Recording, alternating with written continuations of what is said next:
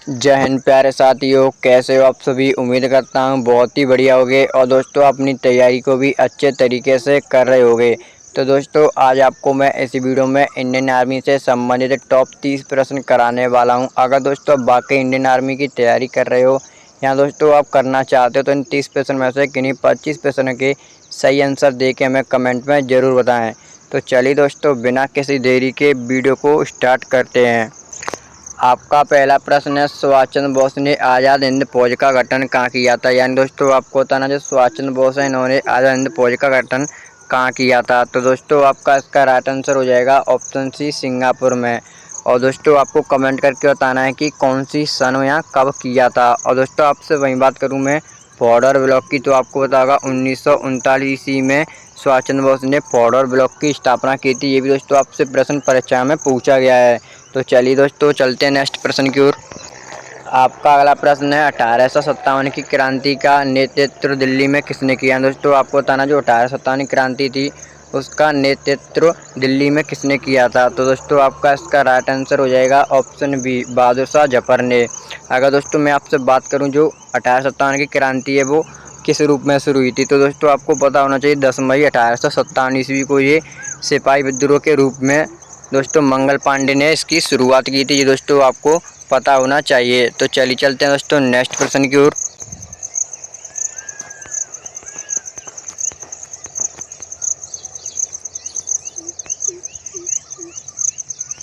आपका अगला प्रश्न है, सविनय अवज्ञा आंदोलन की शुरुआत कब हुई है। दोस्तों आपको बताना जो सविनय अवज्ञा आंदोलन है उसकी शुरुआत, तो दोस्तों आपका इसका राइट आंसर हो जाएगा ऑप्शन बी, 1930 ईस्वी को आपका सविनय अवज्ञा आंदोलन हुआ था। अगर दोस्तों मैं आपसे बात करूं असहयोग आंदोलन की, तो दोस्तों आपको पता होगा 1920 ईस्वी में आपका असहयोग आंदोलन शुरू हुआ था। और दोस्तों महात्मा गांधी के ऐसे प्रमुख जितने भी दोस्तों आंदोलन हुए हैं आपको सभी को याद कर लेना, क्योंकि दोस्तों उनसे एक ना एक प्रश्न परीक्षा में जरूर आता है। जैसे दोस्तों आपका हो गया 1942 में भारत छोड़ो आंदोलन, ये भी दोस्तों महात्मा गांधी द्वारा शुरू किया गया है। और यानी दोस्तों जो आपका 1919 में जलियांवाला बाग हत्याकांड हुआ और 1919 ईस्वी में दोस्तों आपका जो रॉलेट एक्ट है वो भी पारित हुआ था, जिसे दोस्तों काला कानून भी कहा गया है। तो चलिए चलते हैं दोस्तों नेक्स्ट प्रश्न की ओर।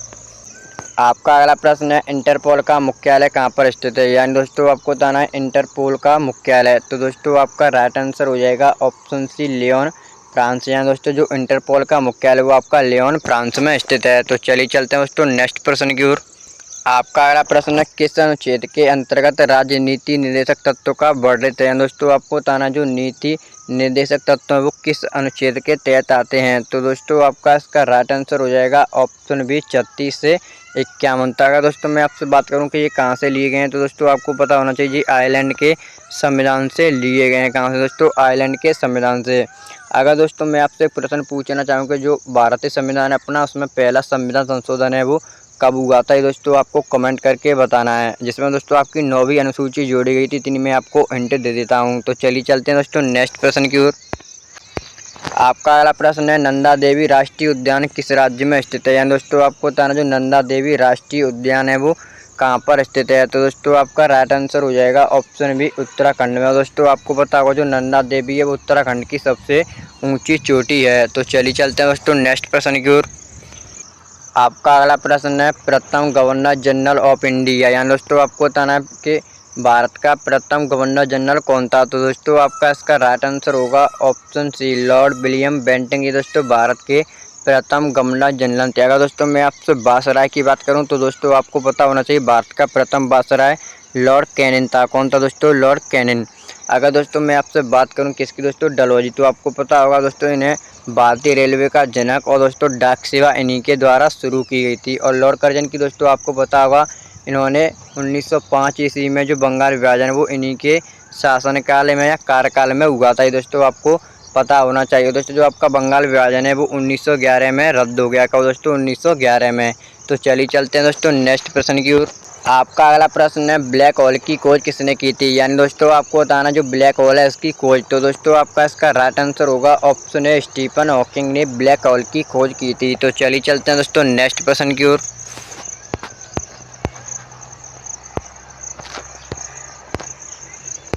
आपका अगला प्रश्न है ऑपरेशन ब्लू स्टार कब हुआ, यानी दोस्तों आपको बताना जो ऑपरेशन ब्लू स्टार है वो कब शुरू हुआ था। तो दोस्तों आपका इसका राइट आंसर हो जाएगा ऑप्शन बी 1984 ईस्वी में आपका ऑपरेशन ब्लू स्टार शुरू हुआ था। तो चलिए चलते हैं दोस्तों नेक्स्ट प्रश्न की ओर।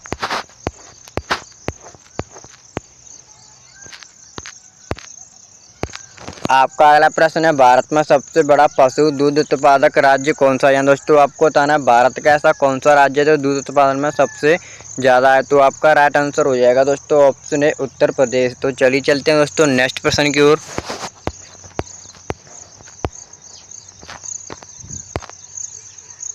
आपका अगला प्रश्न है पृथ्वी अपनी दूरी पर एक चक्कर कितने समय में पूरा करती है। दोस्तों जो पृथ्वी अपना चक्कर दूरी पर कितने समय में पूरा करती है। तो आपका राइट आंसर होगा ऑप्शन है 23 घंटे 56 मिनट। तो चलिए चलते हैं दोस्तों नेक्स्ट प्रश्न की ओर।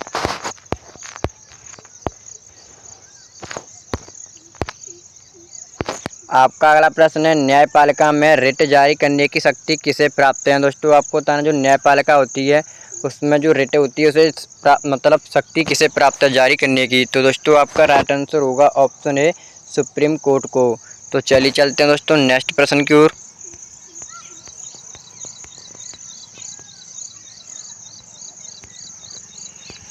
आपका अगला प्रश्न है मैग्नेस्टीन किसके दरबार में आया था। दोस्तों आपको बताना जो मैग्नेस्टीन है वो किसके दरबार में आया। तो दोस्तों आपका राइट आंसर होगा ऑप्शन बी चंद्रगुप्त मौर्य के दरबार में। तो चलिए चलते हैं दोस्तों नेक्स्ट प्रश्न की ओर।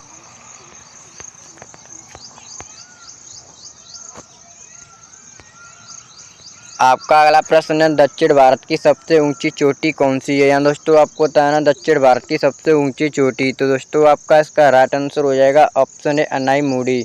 अगर दोस्तों मैं आपसे बात करूँ अनाईमुड़ी कहाँ स्थित है तो दोस्तों आपको पता होना चाहिए आपकी दोस्तों केरल में स्थित है। कहाँ पर, केरल में। और दोस्तों इसकी आपसे हाइट पूछी जाती है तो दोस्तों आपकी इसकी हाइट है 2695 मीटर। कितनी है दोस्तों 2695 मीटर। अगर दोस्तों मैं आपसे बात करूं कि भारत की सबसे ऊंची चोटी तो दोस्तों आपको पता होना चाहिए भारत की सबसे ऊंची चोटी K2 है। क्या है दोस्तों K2 जिसे गॉडविन ऑस्टिन बोलते हैं, जिसकी आपकी हाइट दोस्तों 8611 मीटर है। कितनी दोस्तों 8611 मीटर। अगर दोस्तों मैं आपसे बात करूं कि भारत में पूर्ण रूप से स्थित सबसे ऊंची चोटी कौन सी है तो वो है दोस्तों आपकी कंचनजंगा। कौन सी है दोस्तों कंचनजंगा, जिसकी आपकी हाइट दोस्तों आपसे पूछी जाती है। उसकी हाइट आपकी दोस्तों 8595 मीटर। दोस्तों आपको पता होना चाहिए। अगर दोस्तों मैं पूरी एशिया की सबसे ऊंची चोटी की बात करूं तो दोस्तों आपको ये कमेंट करके ज़रूर बताना है। तो चलिए चलते हैं दोस्तों नेक्स्ट प्रश्न की ओर।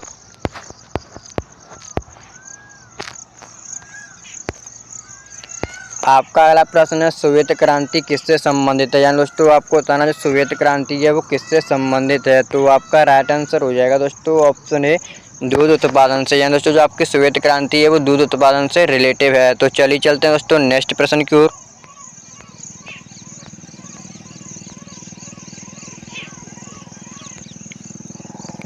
आपका अगला प्रश्न है ICU का पूर्ण रूप क्या है। दोस्तों आपको बताना जो ICU है उसका पूर्ण रूप। तो दोस्तों आपका इसका राइट आंसर हो जाएगा option B intensive care unit. तो चलिए चलते हैं दोस्तों नेक्स्ट प्रश्न की ओर।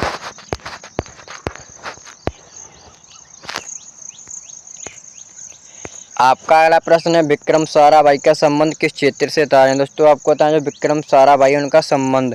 तो दोस्तों आपका इसका राइट आंसर होगा ऑप्शन सी अंतरिक्ष अनुसंधान। तो चलिए चलते हैं दोस्तों नेक्स्ट प्रश्न की ओर।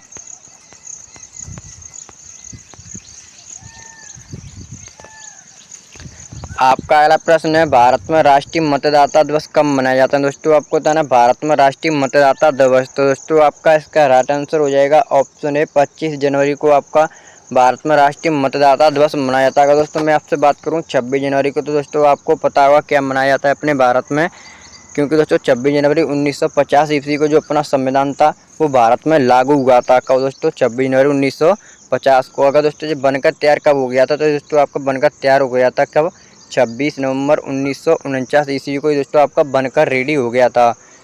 तो चलिए चलते हैं दोस्तों नेक्स्ट प्रश्न की ओर।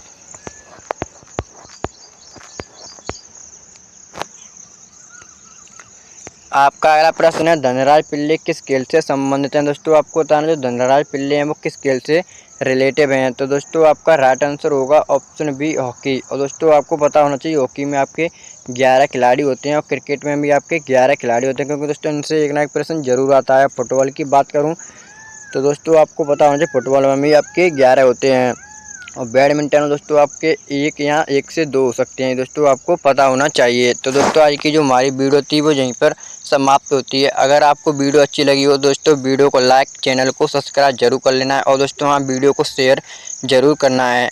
अगर दोस्तों आपको अगली वीडियो किस टॉपिक पे या किस लेवल की चाहिए तो दोस्तों हमें कमेंट करके ज़रूर बताएं। तो चलिए मिलते हैं दोस्तों अगली वीडियो में। जय हिंद, जय भारत।